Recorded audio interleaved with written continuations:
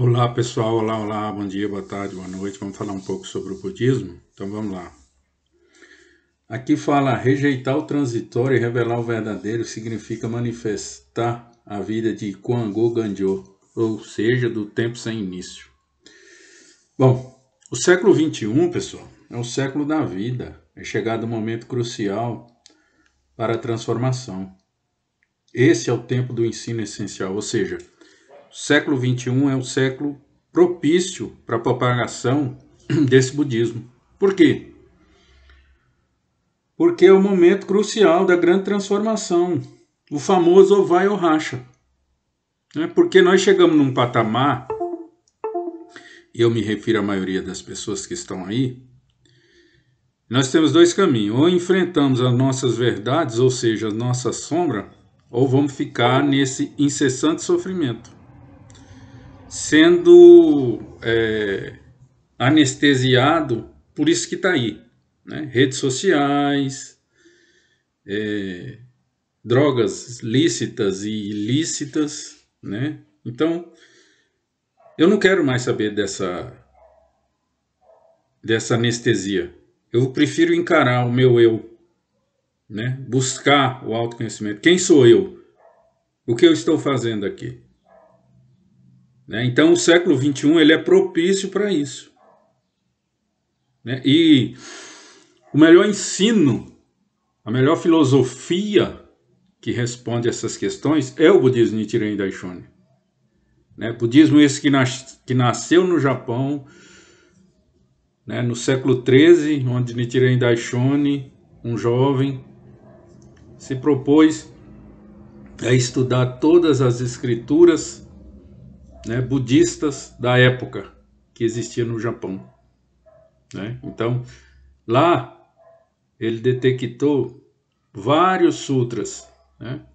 Ou seja, vários escritos deixados por Sakyamuni, o primeiro Buda original, né, dos primeiros dias da lei. E lá ele ensina como que as pessoas conseguem atingir a sua felicidade, atingir a sua iluminação na presente forma que se encontra. Então, por que vários sutras? É porque a época em que Sakyamuni descobriu, revelou o estado de vida que havia dentro dele, ou seja, o estado de vida que existe dentro da vida de qualquer pessoa, ele percebeu que após 40 anos, né, ele ensinando isso às pessoas através dos diálogos, né, das parábolas, das alegorias, ele percebeu o seguinte: é de difícil compreensão. Né? Então, ele achou melhor escrever, vamos colocar assim, pessoal, só a título de ilustração, a receita. Né? Então, vários sutras foram escritos, até chegar no maior de todos os sutras, que é o Sutra do Lótus. Que é esse Sutra do Lótus que Nichiren Daishonin debruça, estuda, entende e consegue provar que existe uma lei, e Sakyamuni já havia falado sobre ela, a lei de causa e efeito, uma lei mística que permeia todo o universo, também permeia a minha vida. E Sakyamuni falou: que lei é essa? Essa lei é o Nam-myoho Renge-kyo. Então, esse é o ensino. Ensinar as pessoas a recitarem o Nam-myoho Renge-kyo. Esse é o ensino. E o século XXI é propício para esse tipo de ensino. Por quê? Porque o século XXI, segundo a profecia do Buda, é caracterizado como os últimos dias da lei. Ou seja, nos primeiros dias da lei, a humanidade não estava preparada para o entendimento do budismo. Nos últimos dias da lei, as pessoas estão preparadas para os ensinamentos do budismo. Porém, assim como o Buda Sakyamuni havia advertido lá atrás, a difícil compreensão. Mas eu quero que vocês entendam que a difícil compreensão não significa que é impossível de eu praticar esse budismo. Não, não é isso. É difícil compreensão, ou seja, ele vai exigir um esforço não só intelectual, mas também de fé. Então, o budismo Nichiren Daishonin é o ensino correto para os últimos dias da lei, ou seja, para essa época que a gente está vivendo. Por que os últimos dias da lei? É os dias em que a lei praticamente foi esquecida, né? Ela entrou em desuso, vamos colocar assim, por vários fatores que não cabe aqui elencar, senão o vídeo fica muito complicado. Mas a característica principal é o seguinte: as pessoas que se proporam a pregar esse ensinamento correto, eles distorceram a forma correta. De novo, por ser um estudo de difícil compreensão, complexo, o que as pessoas ao longo desses 2.500 anos, desde Sakyamuni até a nossa época, fizeram? Distorceram. Porque fica mais fácil entender quando eu distorço a realidade. Ou seja, eu coloco o que me convém e escondo o que não me convém. E essas pessoas que fizeram isso se associaram com os governantes da época, trazendo a boa nova, o ensinamento, só que o ensinamento errôneo. E as pessoas, por serem pessoas simples e de pouca instrução, e para não causar nenhum problema na vida delas, elas acolheram esse ensino errôneo. Por quê? Porque os soberanos da época também aderiram a essa forma errônea de se ensinar o budismo para as pessoas. Então por isso que ele ficou distorcido. E aí, Nichiren Daishonin, Buda original dos últimos dias da lei, coloca tudo no seu devido lugar e nos deixa esse legado. E aí vem, então, a partir de 1930, ou seja, no início do século passado, um educador japonês chamado Natsu Makiguchi, que funda a Soka Gakkai. Essa Soka Gakkai é criação de valores, uma organização que traz no seu bojo esse budismo Nichiren Daishonin da forma correta. Então, desde 1930, existe essa organização chamada Soka Gakkai Internacional, que aqui no Brasil é Brasil Soka Gakkai Internacional. Então, traz essa forma correta, esse ensino correto, para ajudar as pessoas, ensinar as pessoas a felicidade absoluta na vida das pessoas.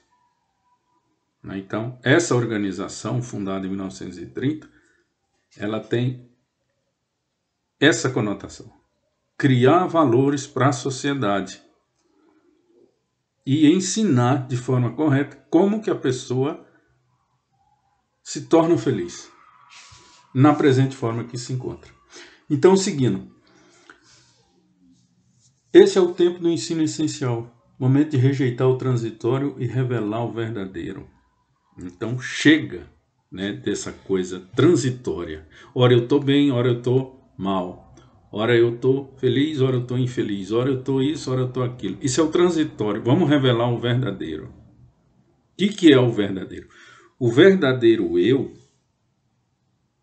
é quando eu entendo que a minha vida ela é composta de 4 grandes sofrimentos: nascimento, envelhecimento, doença e morte. Nenhuma pessoa escapa desses 4 sofrimentos. Então, quando eu entendo isso, eu revelo o meu verdadeiro eu, que é a pessoa que, através da fé e do discernimento, ela entende que ela nasce, envelhece, adoece e morre. Pronto. Então, ao entender isso, ela atingiu a iluminação. Então ela sai desse transitório, ela para de sofrer e vivencia a felicidade absoluta. O que é a felicidade absoluta? É uma condição de vida em que nada, eu disse nada, me abala, seja emocionalmente, seja fisicamente, seja financeiramente. Nada me abala. Por quê? Porque eu entendi que nascer, envelhecer, adoecer e morrer está na vida de todas as pessoas. Ou seja, problemas existem, existirão. Obstáculos existem e existirão. Isso é da vida. Por quê? Porque enquanto eu viver, eu estou propício ao envelhecimento natural, a doença e a morte. Isso são os obstáculos. Isso é um problema. Mas agora eu consigo resolver esse problema. Eu consigo transpor esse obstáculo. Então, tudo aquilo que me parava, o medo de adoecer, o medo de envelhecer e o medo de morrer, eu entendo que isso é da minha vida. Então, se eu entendo que um dia eu vou morrer, que um dia eu vou ficar doente e que um dia eu estou envelhecendo, o que eu vou fazer? Eu vou viver o meu presente, o meu momento, agora. Então, o passado já passou, o futuro é incerto. Para mim só restou o presente, que é eterno. Então eu entendo também que, baseado nesses 4 sofrimentos, a vida é eterna. Por que ela é eterna? Se eu nasço, envelheço, adoeço e morro, quando eu morrer, ou seja, entrar num estado de latência, eu vou, depois da morte vem, nascer de novo. Então é eterno. É eterno, gente. Só que essa eternidade é vivenciada no presente. Nesse momento. Agora. Quando eu entendo isso, eu atinjo a iluminação. Ou seja, eu consigo compreender a minha vida na profundidade. Ao fazer isso, eu começo a praticar, né, uma forma que eu acho pertinente para mim tocar a minha vida daqui para frente. Que forma é essa? A forma é essa liberdade absoluta, que significa o quê? Um estado de vida daquela pessoa que chega à consciência de que todo o universo é a sua própria vida. Então, tudo isso que eu expliquei, eu tomo consciência que existem esses 4 sofrimentos, que problemas existem, que obstáculos existem. Eu tomo consciência disso, mas eu também fico ciente de que o universo é a minha própria vida. E o que eu estou querendo dizer com isso? Estou querendo dizer que toda essa força, toda essa vastidão que é o universo, que até hoje não se sabe o tamanho dele, não se sabe a força dela, é a minha vida propriamente dita. E como que eu faço para sincronizar, para ativar, para fundir com essa força? É a recitação do nome Horengenkyo. Por isso que o ensino do budismo Nichiren Daishonin é um ensino correto. Por quê? Porque ele vai ensinar como as pessoas fazem a fusão do microcosmo, eu, pessoa individual, com o macrocosmo, o todo, o universo. Se torna uma coisa só. Como? Através da lei do Nam-myoho Renge-kyo. Então, quando eu faço isso, eu abro meus olhos para o meu interior, descubro quem eu sou e descubro o propósito da minha existência, que é qual?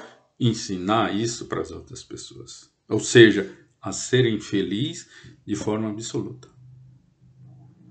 Então, tudo isso que eu falei, desde o entendimento que a gente passa pelos 4 sofrimentos, até esse momento de entendimento, eu sou o universo, eu sou o todo. Todo esse processo, que depois serão explicados mais adiante, é a minha revolução humana. E nessa revolução humana, ao contrário das outras revoluções que teve na história da humanidade, essa revolução humana, uma única pessoa só que morre. Qual? O eu menor. Aquela pessoa que tinha medo, aquela pessoa que vivia uma felicidade relativa, aquela pessoa que tinha uma visão distorcida acerca da vida, aquela pessoa que não se conhecia, ela morre quando ela faz a revolução humana e transforma no eu maior. A pessoa corajosa, a pessoa com estado de vida elevado, a pessoa que se ilumina para as questões profundas da vida. E não só isso, mas também ensina as pessoas a fazerem a mesma coisa. Este é um ensino correto. Ensinar as pessoas que se elas recitarem o Nam-myoho Renge Kyo, elas transformam qualquer aspecto da vida delas. Qualquer aspecto da vida delas. Tá? Então vamos lá. Então, livremente, eu emprego esse poder, que o universo é a minha própria vida, de forma livre. Né? Então, eu revelo esse verdadeiro. Que verdadeiro é? Que o universo é a minha vida. Né? Que eu sou o universo. E que o Koseirufo é a minha vida. O que é o Koseirufo? É a paz mundial. Mas assim, então todo mundo vai viver em paz? Sim. Mas como que isso vai se dar? Através da minha propagação. Quando eu me levanto só e começo a ensinar as pessoas a recitarem o Nam-myoho Renge Kyo, vai chegar uma época em que todas as pessoas irão recitar o Nam-myoho Renge Kyo e o planeta Terra irá pacificar. Isso, gente, é lei de causa e efeito. A causa. Eu conheço o budismo, pratico o budismo. Essa é a causa. E, simultaneamente a isso, eu ensino as pessoas a fazerem a mesma coisa. O efeito é a pacificação do planeta todo. Porque todas as pessoas passam a recitar o Nam-myoho Renge Kyo. Todas as pessoas transformam o seu interior. Ao transformar o interior, o planeta está pacificado. É ou não é? Por quê? Porque as pessoas vão parar de agir nos 6 estados de vida abaixo e agirão nos 4 nobres estados de vida. Está pacificado. Essa é o entendimento. Essa é a boa nova. Né? Por isso que um dos nomes que atribui a Sakyamuni é aquele que assim chega. Chega como? Chega com essa novidade. Se a gente praticar a lei do Nam-myoho Renge Kyo na minha vida e na vida das outras pessoas, eu transformo qualquer aspecto da minha vida. Consequentemente, eu transformo o planeta todo. Pacificação. Então, a paz mundial, ela consiste nessa batalha interna, eu contra eu, na transformação do meu interior, ou seja, na busca dessa revolução humana. E quando eu faço isso, eu atinjo a minha paz, a minha tranquilidade. O planeta todo, porque todos os humanos irão o quê? Viverem tranquilo, irão viver em paz. Por quê? Porque eu resolvi os meus demônios. Eu resolvi os meus sofrimentos. Eu resolvi as minhas animalidades. Eu transformei a minha ira. Eu mudei a minha forma de me sentir alegre. Eu mudei a minha forma de alegria, de ficar tranquilo. Eu saciei a minha fome de desejos mundanos.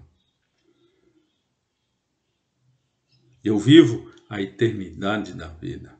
Ou seja, eu que era um simples orvalho ou um simples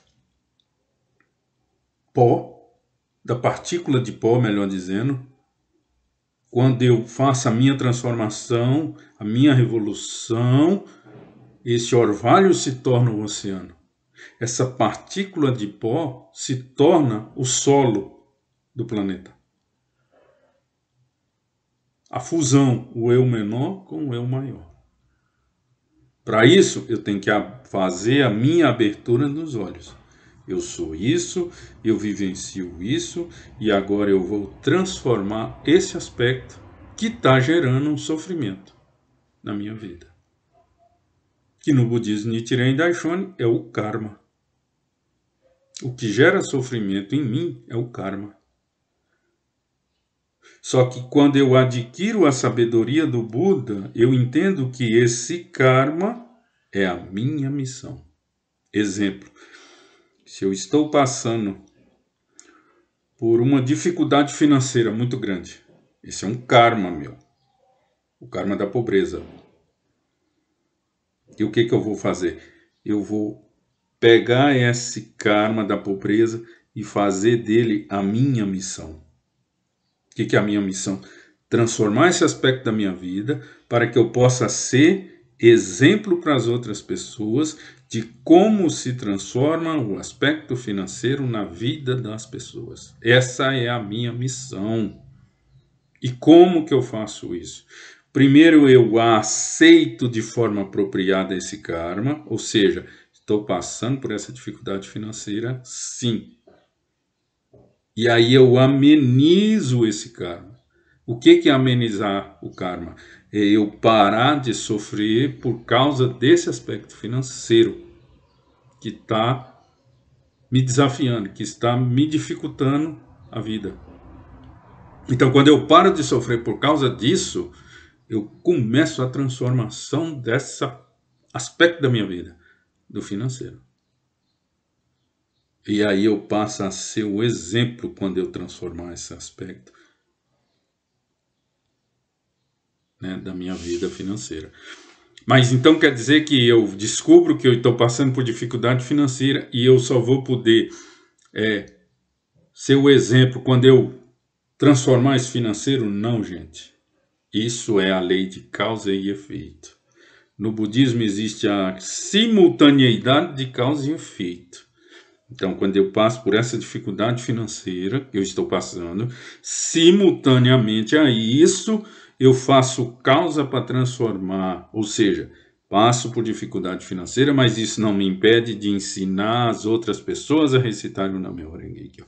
De ensinarem as outras pessoas como se vive de forma correta nesses dias turbulentos que nós estamos passando. Isso é simultâneo.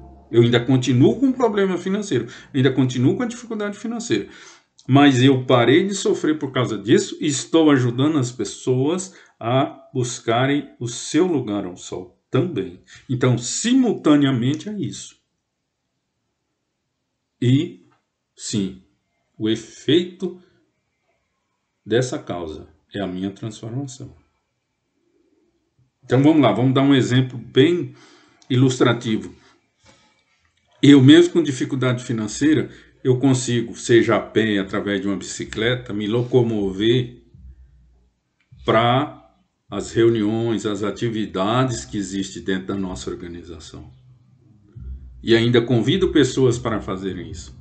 E as pessoas irão perceber, pô, Getúlio passando por tudo que passa, sempre está me convidando para conhecer o budismo, sempre está falando do budismo para mim, pô, essa pessoa é diferenciada. Por quê? Porque a maioria das pessoas tem uma visão de que é o seguinte: primeiro eu tenho que resolver meu lado, depois eu resolvo o outro lado, depois eu ajudo as pessoas. Não, é simultâneo. Se eu estou sofrendo, eu tenho que ajudar as outras pessoas também a pararem de sofrer, como eu estou fazendo. Então é simultâneo.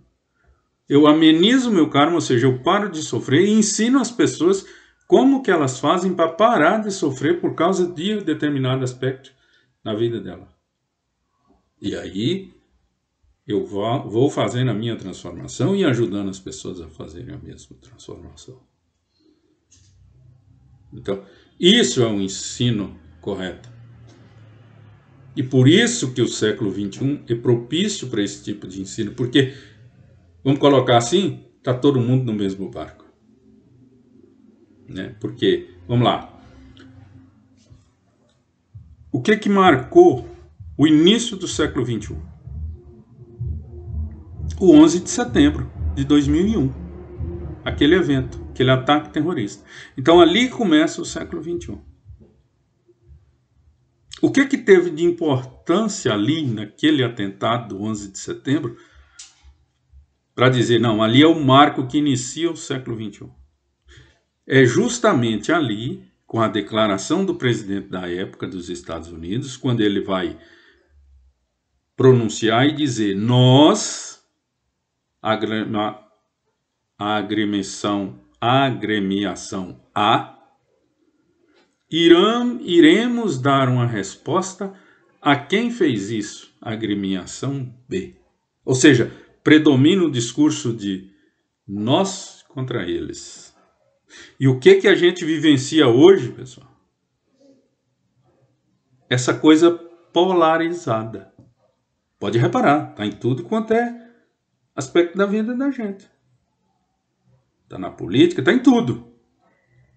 A gente escolhe ali algumas pessoas que falam a nossa língua, pensam como a gente e combate de forma animalesca quem é contra nossas ideias. É ou não é?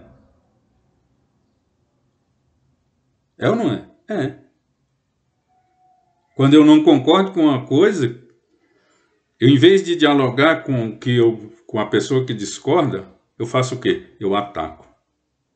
Eu falo que é isso, que é aquilo outro, que não tem cabimento, papapá. Eu ataco. Quando uma pessoa posta algo nas redes sociais, pensa completamente diferente, expõe esse pensamento diferente, o que eu faço? Eu tento lacrar a pessoa, eu tento isolar a pessoa. Se eu não consigo, eu vou para o cancelamento. Essa é a marca do século XXI. O 11 de setembro gerou isso. O que os caras tentaram fazer? Lacrar quem fez aquilo. Cancelar quem fez aquilo. E aí ficou isso. Hoje está muito forte. Né? As comparações. O eixo A contra o eixo B. Aí compara. O eixo A é melhor do que o eixo B. Aí quem está do outro lado do B pensa exatamente o contrário. Que o lado B é o melhor e o lado A é que é o ruim. E fica essa coisa polarizada. Essa coisa comparativa. A gente fica se comparando o tempo inteiro com as coisas. Isso é o século XXI. Isso foi o que o 11 de setembro fez com que o século abrisse com essa característica da eu contra eles, nós contra eles, A contra B. E nos últimos anos o que a gente mais percebe é essa polarização. Eu tenho que ser mais, eu tenho que ter mais, eu tenho que ter nada. Eu tenho que buscar a minha felicidade. E aí um passa mais, porque não basta eu ser feliz. Eu tenho que ensinar as pessoas também a serem felizes, porque daí o mundo vai ficar não só melhor, mas pacificado. E aí eu não preciso mudar o mundo. Eu preciso fazer o seguinte: a minha revolução humana, a minha transformação interior, que vai transformar o ambiente que eu estou inserido, e dessa transformação do ambiente que eu estou inserido, o planeta inteiro irá se transformar naturalmente. A causa, a minha transformação interior. O efeito, todo o planeta se transformará. Todo o planeta entrará em paz. Todo o planeta vai entender que existe o respeito mútuo. Todo o planeta vai entender que é na diversidade que eu cresço. É através do diferente. Não, mas por que A pensa diferente de mim? Eu quero conhecer B para saber por que pensa diferente de mim. Mas eu vou conhecer para atacá-lo? de forma animalesca, de forma irada? Não. Eu vou dialogar com ele para mim absorver a forma como ele vê o mundo, absorver a forma como ele entende a vida dele. E daí, através da minha erudição, ou seja, o meu discernimento, eu vou ter condições de entender por que que ele pensa assim, por que que ele age assim, por que que... E aí, através da questão do Bodhisattva, ou seja, jamais desprezar, eu nunca irei desprezar aquela pessoa. Por quê? Porque eu passo a entender, eu absorvi as ideias dele, e através da minha erudição, ou seja, do meu discernimento, eu entendi por que que a pessoa pensa daquele jeito, diferente de mim. E ao respeitá-la, o respeito também será recíproco da parte dela. E aí a gente entra num diálogo sem desprezo, sem arrogância, sem superioridade. E a gente chega num denominador comum, que é o quê? Eu prefiro ter paz do que ter razão. Então, a pessoa fica com o entendimento que ela tem, eu fico com o meu entendimento. O que aconteceu ali? Nós, através da nossa absorção, da nossa erudição e da nossa mentalidade de jamais desprezar, nós escolhemos a paz. Então eu respeito a opinião dele e ele respeita a minha opinião. Para-se o debate, para-se o discurso, para-se o bate-boca. Por quê? Porque nós escolhemos naquele momento. À medida que a pessoa me conheceu e eu conheci a pessoa, houve uma absorção de ambos. Ele absorveu o que eu tinha e eu absorvi o que ele tinha. E através da erudição do nosso discernimento, nós chegamos a um denominador comum, que é que preferimos a paz. Então eu respeito seu ponto de vista, assim como ele respeita o meu ponto de vista. Pronto, a paz. Então, pessoal, o século XXI ele é propício para o ensino do budismo nesse aspecto. Quando eu faço a minha transformação e ensino a pessoa a fazer a sua transformação, a gente para de se comparar e há uma equivalência. Que equivalência? A gente agora está jogando no mesmo time. Qual o time? Da paz.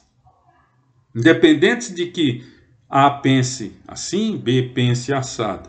Aqui, agora, o nosso entendimento, nosso discernimento é pela paz.